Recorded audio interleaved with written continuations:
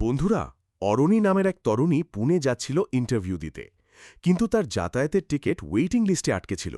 সে দীর্ঘক্ষণ কামরার এক প্রান্ত থেকে অন্য প্রান্তে নিজের জন্য একটু বসার ঠাঁই খুঁজছিল। ঠিক সেই মুহূর্তে এক অচেনা যুবক নিজের সংরক্ষিত আসনটি তাকে ছেড়ে দেয়। তবে ৪৮ ঘণ্টার সেই রেলযাত্রার রোমাঞ্চকর ঘটনা প্রবাহ তাদের ভবিষ্যতের গতিপথ চিরতরে পাল্টে দিয়েছিল। বন্ধুরা, এই উপাখ্যানটি অত্যন্ত আবেগঘন। সম্পূর্ণ ঘটনাটি অনুধাবন করতে ভিডিওর শেষ অবধি সাথে থাকুন। তবে মূল পর্বে প্রবেশের আগে ভিডিওটি লাইক করে দিন, আমাদের এই চ্যানেলটি সাবস্ক্রাইব করুন এবং কমেন্ট বক্সে আপনার বর্তমান অবস্থান অর্থাৎ জেলা বা শহরের নাম লিখে জানান। বন্ধুরা, এই কাহিনীর প্রেক্ষাপট হল উত্তরপ্রদেশের গোরক্ষপুর অঞ্চল, যেখানে জংশন স্টেশনে অরণি তার জননী সুজাতা দেবীর হাত আঁকড়ে ধরে ৩ নম্বর প্ল্যাটফর্মে দাঁড়িয়ে অধীর আগ্রহে সামনের এক্সপ্রেস ট্রেনটির দিকে নজর দিচ্ছিল। তার কপালে চিন্তার ভাঁজ ছিল স্পষ্ট। পশ্চিম ভারতে ঠিক দুদিন পরেই তার ক্যারিয়ারের বড় পরীক্ষা ছিল, এবং যথাসময়ে গন্তব্যে পৌঁছতে না পারলে তার কয়েক বছরের কঠোর পরিশ্রম বৃথা যাওয়ার আশঙ্কা ছিল। কিন্তু প্রধান অন্তরায় ছিল যে সে এবং তার অভিভাবকদের আসন তখনও নিশ্চিত হয়নি। জাংশনে ছিল উপচে পড়া ভিড়, যাত্রীরা হুড়োহুড়ি করে কোচে উঠছিল। সেই জনসমুদ্রের মাঝে মহেশবাবু নিজের ভারী স্যুটকেস নিয়ে কোনো মতে ট্রেনের দিকে এগোলেন। তখন সুজাতা দেবী তাগাদা দিয়ে বললেন, মা অরণি, জলদি পাছালা, নইলে ভেতরে দাঁড়ানোর জায়গাটুকুও অবশিষ্ট থাকবে না। পরিবারটি অতি কষ্টে B3 এসি কামরার দরজায় পৌঁছতে সক্ষম হল। ভেতরে প্রবেশ করেই তারা দেখল বেশ কিছু সিট তখনও ব্যবহারের অপেক্ষায় খালি পড়ে আছে। মহেশবাবু কালক্ষেপণ না করে একটি আসনের কোণায় বসে পড়ে বললেন, যতক্ষণ আসলের মালিক না ফেরে ততক্ষণ এখানেই আমরা জিরিয়ে নিই। অরণি এবং সুজাতা দেবীও সেখানে বসে পড়ল। তবে মুহূর্ত কয়েক পরেই এক দম্পতি সেখানে হাজির হয়ে দাবি করল, মহাশয়, এটি আমাদের বরাদ্দ আসন। মহেশবাবু বিনীতভাবে অনুরোধ করলেন, দয়া করে অল্প সময় বসতে দিন, আমাদের যাতায়াত অনিশ্চিত হয়ে পড়েছে। কিন্তু অপরপক্ষ কঠোরভাবে অসম্মতি জানাল। নিরুপায় হয়ে তারা ব্যাগ গুছিয়ে অন্য আসনের সন্ধানে ব্যস্ত হল। সর্বত্র একই করুণ দশা, কেউ বিন্দুমাত্র ছাড় দিচ্ছিল না। সম্পূর্ণ কামরা পরিভ্রমণ শেষেও তাদের জন্য এক চিলতে জমি মিলল না। অরণি বিমর্ষ মনে তার ল্যাপটপ ব্যাগটি জাপটে ধরে দাঁড়িয়ে রইল। তার চোখের কোণে এখন ভীতির ছায়া স্পষ্টভাবে দৃশ্যমান। বন্ধুরা, প্রায় ৬০ মিনিট এই টানাপোড়েন চলল। যেখানেই তারা বসার চেষ্টা করত সেখান থেকেই কেউ তাদের বিদায় করে দিত। পরিশেষে পরিশ্রান্ত হয়ে ৩ জন কোচের করিডোরের দরজার কাছে স্থবির হয়ে দাঁড়িয়ে রইল। সুজাতা দেবী আক্ষেপ করে বললেন, এই সুদীর্ঘ পথ আমরা কিভাবে পাড়ি দেব? ঠিক তখনই পাশের লোয়ার বার্থে বসে থাকা এক তরুণ তীক্ষ্ণ নজরে তাদের পর্যবেক্ষণ করছিল। তার বয়স অনুমিত ৩০-এর কোঠায়।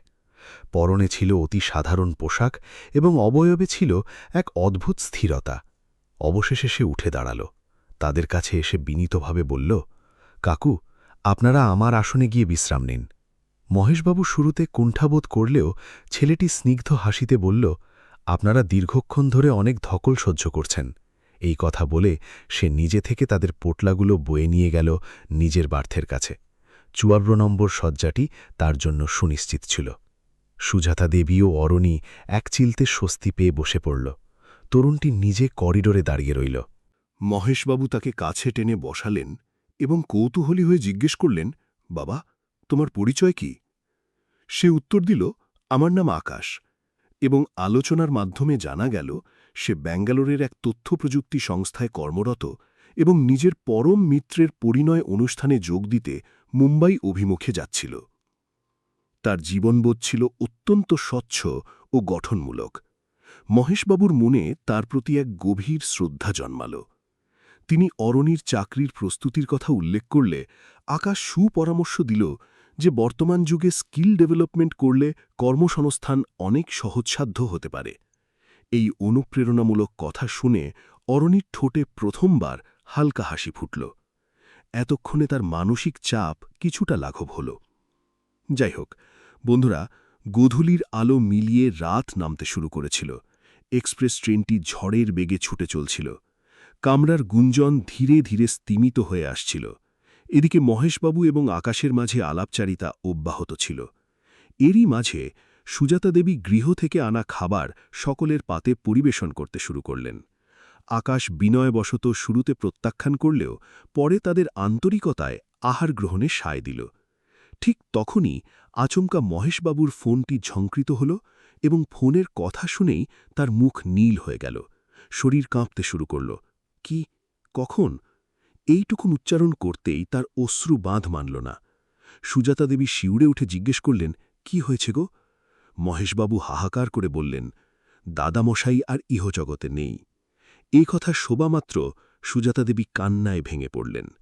অরণি যেন প্রস্তর খণ্ডে পরিণত হল। বন্ধুরা, পৈতৃক নিবাস থেকে দুঃসংবাদটি এসেছিল। মহেশবাবুর পিতার হঠাৎ হৃদরোগে আক্রান্ত হয়ে প্রয়াণ ঘটেছিল। দীর্ঘক্ষণ তাদের কারোর মুখে কোনো ভাষা ছিল না। সুজাতা দেবী ডুকরে উঠে বললেন, গতকাল তো ফোনে কত আশীর্বাদ করলেন। মহেশবাবু 2 হাতে মাথা চেপে আর্তনাদ করতে লাগলেন। বর্তমানের মহাসংকট ছিল যে তাদের এখনই গ্রামে ফিরতে হবে। কিন্তু অরণির জীবনের সবচেয়ে বড় ক্যারিয়ার সুযোগটিও হাতছাড়া করা অসম্ভব ছিল। সে যদি যথাসময়ে পৌঁছাতে না পারে, তবে তার 1 বছরের সাধনা নষ্ট হবে। সুজাতা দেবী দিশেহারা হয়ে বললেন, আমাদের কপালে কি আছে? তখনই আকাশ ধীর স্থির কণ্ঠে বলল, কাকা, আপনারা পরবর্তী বড় স্টেশনে নেমে যান। পারলৌকিক কাজে দ্রুত পৌঁছনোই আপনাদের প্রধান ধর্ম। মহেশবাবু ভগ্ন হৃদয়ে বললেন, কিন্তু অরণিকে একা কোন সাহসে পাঠাই? আকাশ কিছুকাল মৌন রইল। তারপর দৃঢ়ভাবে বলল, আপনারা যদি আস্থা রাখেন, তবে আমি ওকে নিরাপদে নির্দিষ্ট ঠিকানায় পৌঁছে দেব। এই প্রস্তাবে 3 জনই তার দিকে বিস্ময় ভরা চোখে তাকাল। অবশেষে মহেশবাবু বললেন, বাবা, এখন বিধাতার পরে তোমার হস্তেই সব অর্পণ করলাম। এবং পরবর্তী স্টেশনে অবতরণের আয়োজন শুরু হল। আকাশ নিজের স্মার্টফোন থেকে দ্রুত একটি ট্যাক্সি ভাড়া করল, যাতে তারা অন্ধকারেই গন্তব্যে পৌঁছাতে পারে। মহেশবাবু বারবার শঙ্কা প্রকাশ করছিলেন যে নগদ অর্থের ঘাটতি হতে পারে। তখনই আকাশ তার মানিব্যাগ থেকে 12,000 টাকা বের করে তাদের হাতে গুজে দিল। মহেশবাবু স্তম্ভিত হয়ে গেলেন, বললেন, না বাবা, এমন অনুগ্রহ কিভাবে গ্রহণ করি? আকাশ উত্তর দিল, এখন তর্কের অবকাশ নেই কাকা, আপনারা দ্রুত রওনা দিন। সুজাতা দেবীর চক্ষু বাষ্পাচ্ছন্ন ছিল। তিনি কেবল দোয়া করে চললেন। যাই হোক বন্ধুরা, কিয়ৎক্ষণ পর রেল প্ল্যাটফর্মে থামতেই 3 জন দ্রুত নেমে গেল। তবে নিচে নামার প্রাক্কালে সুজাতা দেবী বারবার আর চোখে অরণিকে দেখছিলেন। একজন জননী হিসেবে তার হৃদয়ের কম্পন বাহ্যিকভাবেও অনুমেয় ছিল। অরণিও নিজেকে সংবরণ করতে পারছিল না। তখনই আকাশ মৃদুস্বরে আশ্বাস দিল, মাসিমা, আপনি তিলমাত্র উদ্বেগ করবেন না, আমি ওকে গন্তব্যে পৌঁছে দেব। সুজাতা দেবী কম্পিত হস্তে তার মস্তকে আশীর্বাদ করলেন এবং তারপর ভিড়ের মাঝে মিলিয়ে গেলেন। পুনরায় রেলের চাকা ঘুরতে লাগল।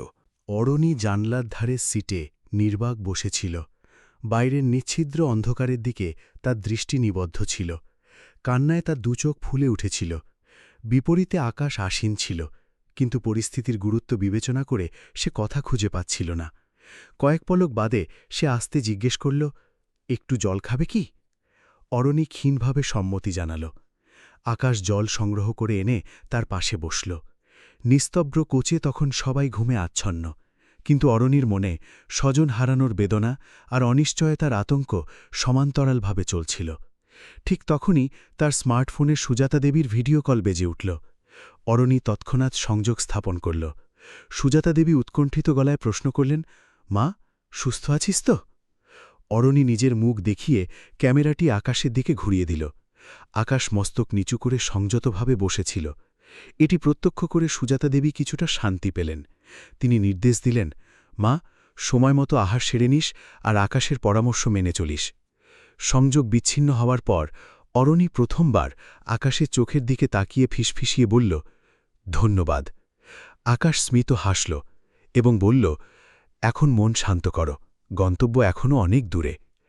আকাশের এই শান্ত কণ্ঠস্বর শুনে অরণি পুনরায় প্রকৃতির দিকে নজর দিল। চারপাশ তমসায় ছেয়ে গিয়েছিল এবং ইঞ্জিন তার পূর্ণ শক্তিতে ধাবিত হচ্ছিল। কামরার সিংহভাগ যাত্রী নিশিযাপনের প্রস্তুতি গ্রহণ করছিল, কিন্তু অরণির চোখে তন্দ্রা ছিল না। তার সত্তায় মাতামহের বিয়োগ ব্যথা আর বিদেশের মাটিতে প্রথমবার নিঃসঙ্গ যাত্রার শঙ্কা খেলা করছিল। আকাশ তার মানসিক পরিস্থিতি বুঝতে পেরে অপ্রাসঙ্গিক প্রশ্ন এড়িয়ে গেল। কিছুক্ষণ পর সে অনলাইনে ডিনার অর্ডার করল। অরণি উত্তর দিল, আমার রুচি নেই। তখন আকাশ যুক্তি দিল, দিনভর তো প্রায় অনাহারে আছো, এমন করলে অসুস্থ হয়ে পড়বে। তার বিজ্ঞচিত কথায় অরণি সামান্য আহার করল। তখনই সুজাতা দেবীর ফোন এল। তিনি জানতে চাইলেন, মা, খাওয়া হয়েছে? অরণি ইতিবাচক উত্তর দিলে তিনি আশ্বস্ত হলেন। তারপর তিনি আকাশকে মিনতি করলেন, বাবা, আমার মেয়েটার খেয়াল রেখো। আকাশ প্রতিশ্রুতি দিল, আন্টি, আপনি ভারমুক্ত থাকুন। এবং আলাপন শেষ হল। ওদিকে মহেশবাবু ও সুজাতা দেবী তড়িঘড়ি গ্রামে পৌঁছনোর চেষ্টায় ছিলেন, আর এদিকে রেললাইন ধরে স্বপ্ন ছুটছিল। ঘড়িতে রাত 11টা বেজেছিল। কোচের কৃত্রিম আলোগুলো নিভে গিয়েছিল এবং সবাই প্রায় সুপ্ত। তখনই আকাশ বলল, তুমি সিটে আরাম করে শুয়ে পড়ো। অরণি জানতে চাইল, আর আপনি? আকাশ বলল, আমি মেঝেতে ব্যবস্থা করে নেব। কথা শুনে অরণি বাধা দিল, নিচে কিভাবে থাকবে? আকাশ সহাস্যে বলল, আমার এতে অভ্যাস আছে। সে নিচেই চাদর বিছিয়ে দিল। ঠিক তখনই অরণি লক্ষ্য করল, সে বারবার কপালে হাত দিচ্ছে। সে জিজ্ঞেস করল, কোনো সমস্যা? আকাশ স্বীকার করল, একটু মাইগ্রেন বেড়েছে। অরণি অবিলম্বেই বলল, বসুন, আমি মাসাজ করে দিচ্ছি। আকাশ কিছুটা সংকুচিত হলেও সম্মতি দিল। অরণি অত্যন্ত যত্নের সাথে তার মাথা টিপে দিতে শুরু করল এবং মুহূর্তেই সে প্রশান্তি অনুভব করল। এরপর সে মেঝেতে শয্যা নিল এবং অরণি সিটে শুয়ে পড়ল। তবে গোরক্ষপুরের গ্রামান্তরে সুজাতা দেবীর চোখে ঘুম ছিল না। মধ্যরাতে তিনি পুনরায় ভিডিও কল করলেন। অরণি ফোন তুলল। সুজাতা দেবী শুধালেন, আকাশ কোথায়? অরণি ক্যামেরা নিচু করল। আকাশ কার্পেটের ওপর পরম নিশ্চিন্তে ঘুমাচ্ছিল। এটি অবলোকন করে সুজাতা দেবী পরিতৃপ্ত হলেন, বললেন, মা ঠিক আছে, তুইও ঘুমা। সময় গড়িয়ে যাচ্ছিল। শেষ রাতে অরণির ঘুম ভেঙে গেল। তার প্রসাধন কক্ষে যাওয়া আবশ্যক ছিল, কিন্তু সম্পূর্ণ কোচ অন্ধকারে নিমজ্জিত। সে আতঙ্কিত হয়ে পড়ল। কিয়ৎক্ষণ পর সে সন্তর্পণে আকাশকে জাগাল। আকাশ দ্রুত সজাগ হয়ে প্রশ্ন করল, কি হয়েছে? অরণি লজ্জা পেয়ে বলল, করিডোরে যেতে হবে, একা ভয় করছে। আকাশ বিন্দুমাত্র দেরি না করে তার প্রহরী হিসেবে সাথে চলল। করিডোরের বাইরে দাঁড়িয়ে জানাল, নির্ভয়ে যাও, আমি পাহারা দিচ্ছি। কিছুক্ষণ পর তারা ফিরে এলো। অরণি জিজ্ঞেস করল, এখন ব্যথা কমেছে তো? আকাশ মৃদু হেসে জানাল, এখন সম্পূর্ণ সুস্থ। এরপর অরণি প্রস্তাব দিল, ওপরেই জায়গা করে নিন না। কিন্তু আকাশ তা প্রত্যাখ্যান করল, বলল, তুমি বিড়ম্বনাহীন থাকো। এই বলে সে আবার মেঝেতে আশ্রয় নিল। অরণি অপলক দৃষ্টিতে তাকে দেখতে লাগল। তার চেতনায় প্রথমবার আকাশের প্রতি এক অন্যরকম নির্ভরতা জন্মাল। পরদিন প্রভাতের স্নিগ্ধতা কোচে প্রবেশ করছিল। মানুষজন জেগে উঠছিল। অরণির ঘুম ভাঙতেই দেখল আকাশ 2টি কফি কাপ নিয়ে উপস্থিত।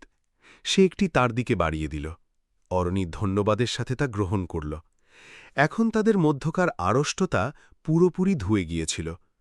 সারা দিন তারা নানাবিধ গল্পে মেজে রইল। কখনো তার চাকরির লক্ষ্য, কখনো শৈশব। আকাশ তার পরিবারে বিধবা মাতা আর ছোট বোনের কথা জানাল। তার বাবা বহু বছর আগেই পরলোক গমন করেছিলেন। অরণি প্রতিটি শব্দ মন দিয়ে অনুধাবন করছিল। দফায় দফায় সুজাতা দেবী ও মহেশবাবুর ফোনও আসছিল। প্রতিবারই অরণি পুনরায় আশ্বাস দিল, মা তোমরা চিন্তা করো না। ওদিকে ভিটে অন্ত্যেষ্টিক্রিয়ার ব্যস্ততা ছিল, আর এদিকে ট্রেন তার আপন ছন্দে এগিয়ে চলছিল। অপরাহ্নে তারা একত্রে মধ্যাহ্নভোজ সারল এবং জানলার ধারে বসে মহাকালের গতি প্রত্যক্ষ করল। এখন এই পথ চলা আর আগের মতো অচেনা বা ভীতিকর ঠেকছিল না। যাই হোক বন্ধুরা, নির্ধারিত সময়ে ট্রেন পশ্চিম ভারতের এই মহানগরে পৌঁছনোর কথা ছিল। গভীর রাত অবধি তারা জীবনের গল্প করল। অবশেষে ভোরবেলা ট্রেন পুনে স্টেশনে প্রবেশ করল।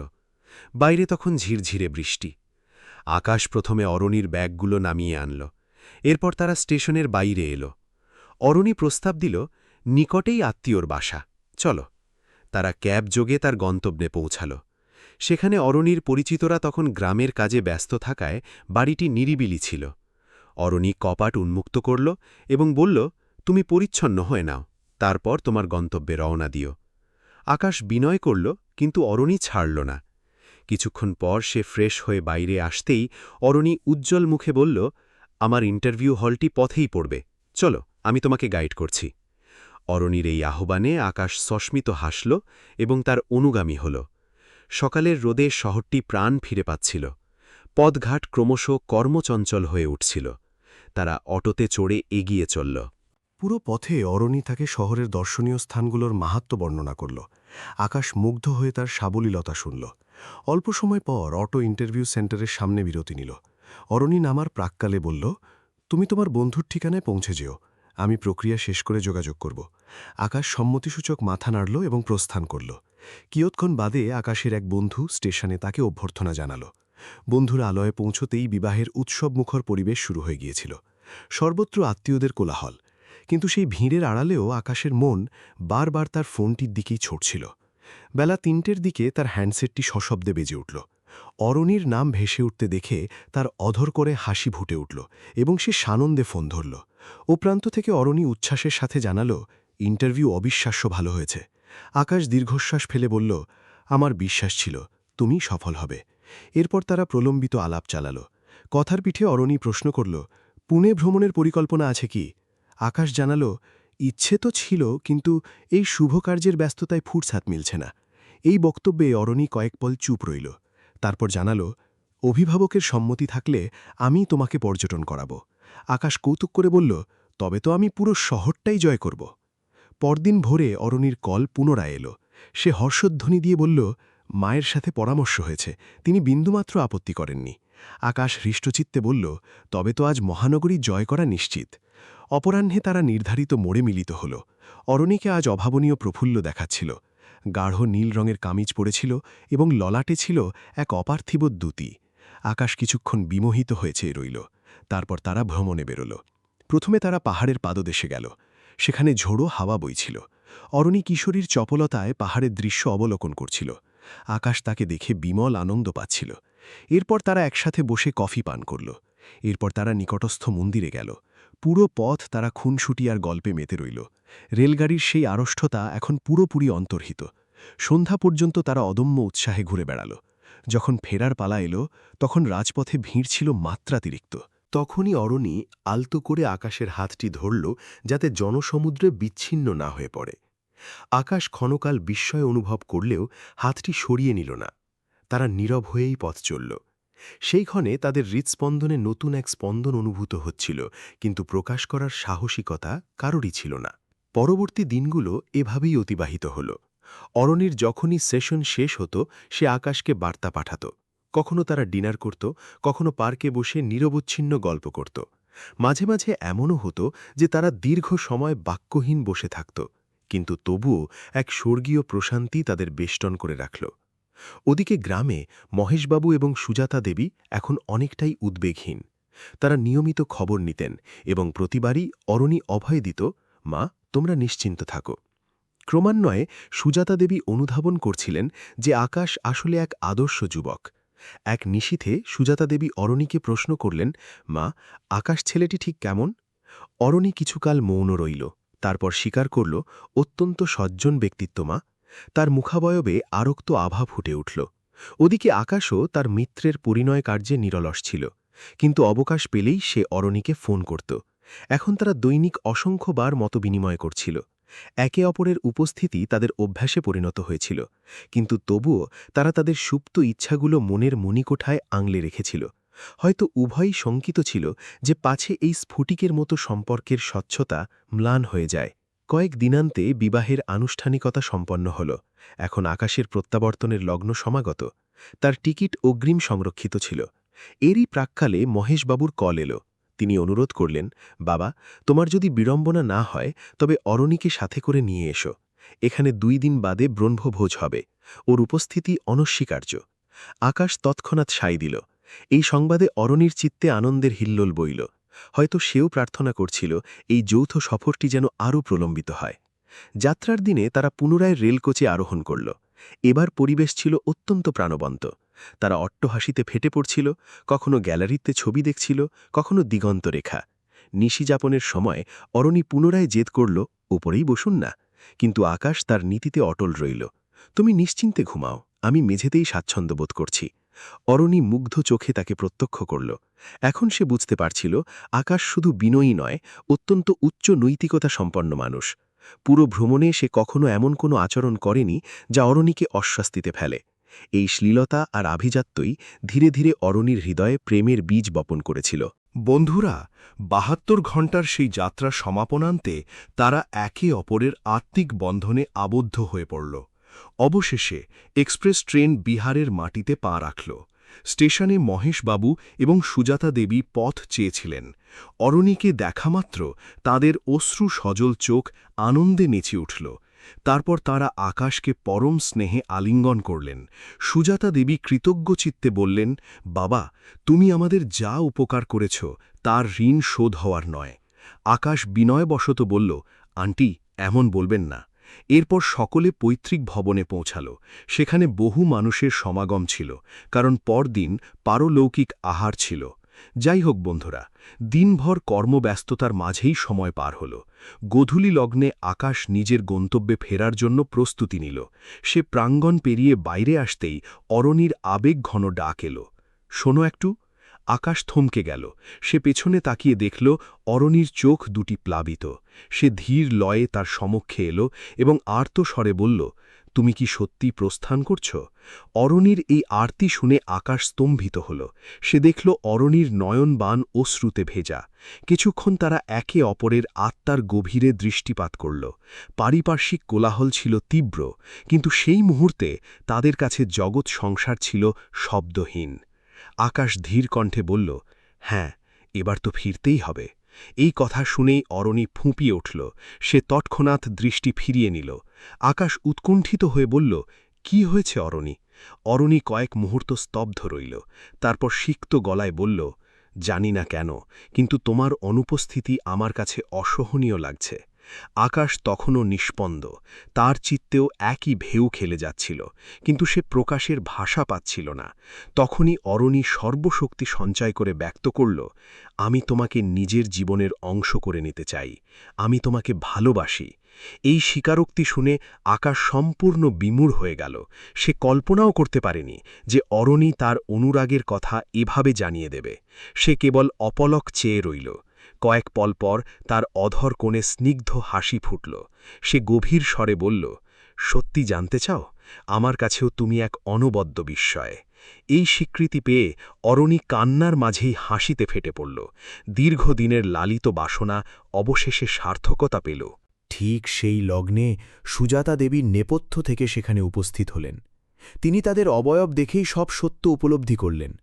তিনি আকাশের কাছে এসে শান্তভাবে বললেন, বাবা, একটু এদিকে এসো। আকাশ তার সাথে নিরালায় গেল। সুজাতা দেবী ক্ষণকাল মৌন থেকে বললেন, একটি কথা জানার ছিল। আমার মেয়েটিকে তোমার কেমন লেগেছে? আকাশ কিছুটা বিব্রত হয়েও অকপটে স্বীকার করল, আন্টি, অরণি এক অসাধারণ মানুষ। সুজাতা দেবীর নয়নে আশার আলো ঝলমল করে উঠল। তিনি প্রস্তাব দিলেন, যদি তোমার সম্মতি থাকে তবে আমরা এই প্রণয়কে পরিণয়ে রূপ দিতে চাই। আকাশ নির্বাক হয়ে রইল। সে উত্তরের ভাষা হাতড়াচ্ছিল। তারপর বলল, আন্টি, আমার কোনো দ্বিমত নেই, কিন্তু বড়দের আশীর্বাদ ছাড়া আমি অচল। সুজাতা দেবী প্রসন্ন হয়ে বললেন, বড়দের আমি সামলে নেব বাবা, তোমার ইচ্ছেটাই ছিল আসল। ওদিকে অরণি দূর থেকে তাদের বাক্যালাপ পর্যবেক্ষণ করছিল। সে আজ করতে পেরেছিল যে বিবাহের প্রস্তাব আলোচিত হচ্ছে। তার স্পন্দন দ্রুততর হল। ঠিক তখনই আকাশ একবার তার দিকে তাকিয়ে সম্মতিসূচক ইশারা করল। ব্যাস, সেই সংকেত পাওয়া মাত্রই অরণির চোখ থেকে আনন্দের ধারা নেমে এল। সে লোকচক্ষুর অন্তরালে ঘরের কোণে আশ্রয় নিল, যাতে কেউ তার হৃদয়ের উচ্ছ্বাস প্রত্যক্ষ করতে না পারে।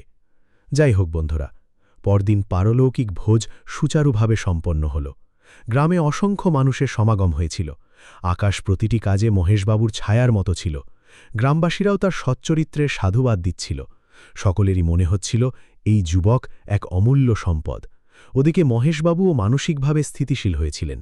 সন্ধেবেলায় তিনি আকাশের বংশপরিচয় নিয়ে আলোচনা করলেন।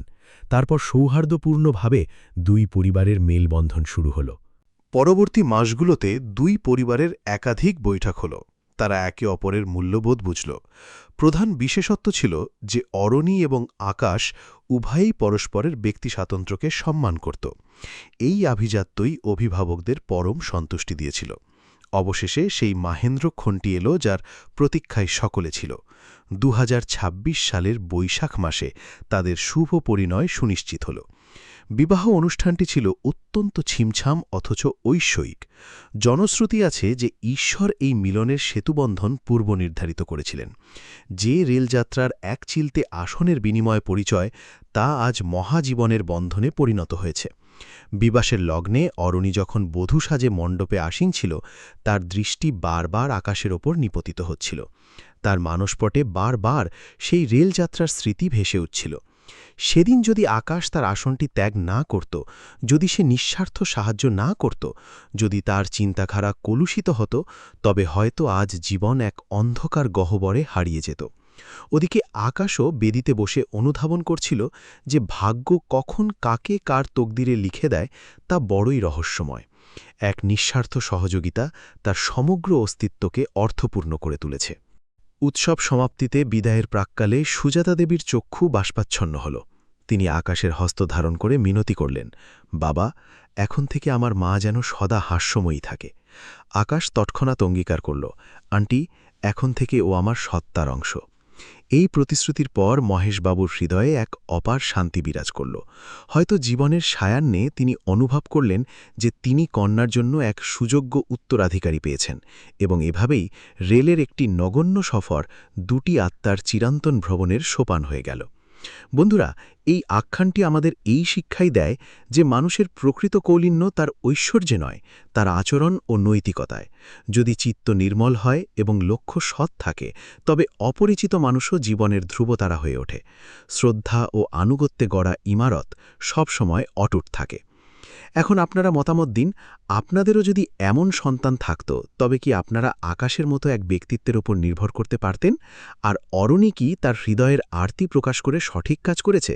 সেই সাথে আপনার বিচারে এই গল্পের শ্রেষ্ঠ চরিত্র কোনটি, অরণি, আকাশ, মহেশবাবু নাকি সুজাতা দেবী? আর এই কাহিনী যদি আপনার অন্তরাত্মাকে স্পর্শ করে থাকে, তবে ভিডিওতে অবশ্যই একটি লাইক দিন, চ্যানেলটি সাবস্ক্রাইব করুন এবং কমেন্টে আমাদের জানান যে ভবিষ্যতে আপনারা কোন ধরনের গল্প শুনতে ইচ্ছুক। শীঘ্রই পুনরায় সাক্ষাৎ হবে এক নতুন উপাখ্যান নিয়ে।